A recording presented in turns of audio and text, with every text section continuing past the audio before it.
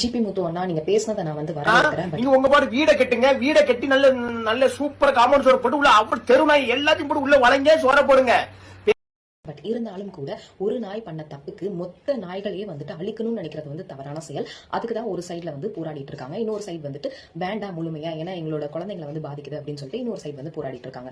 So இதுல என்ன நான் சொல்ல வரேன் அப்படின்னா, நாய்கள் வந்துட்டு அது ஏதோ ஒரு இடத்துல ஒரு தப்பு பண்ணுதுன்றதுக்காக மொத்த கூட்டத்தையும் வந்து அழிக்கிறதுன்றது இவ்வளவு பெரிய தவறான விஷயம்ன்றது யாருக்குமே புரிய மாட்டேங்குது.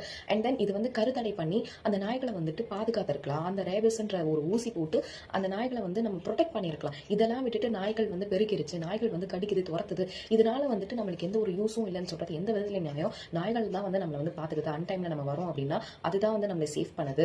நாய்கள் நம்ம நாட்டுல நாய்கள் இல்லைன்னா வட நாய்கள் கூட்டம் வந்து அதிகரிச்சுட்டே தான் போகும். கொலை கற்பழிப்பு அப்படின்னு சொல்லி இன்ன வரைக்குமே அதிகரிச்சுட்டு தான் போகுது. ஆனா அதுக்கான தீர்ப்பு வந்து யாருமே வழங்க மாட்டாங்க.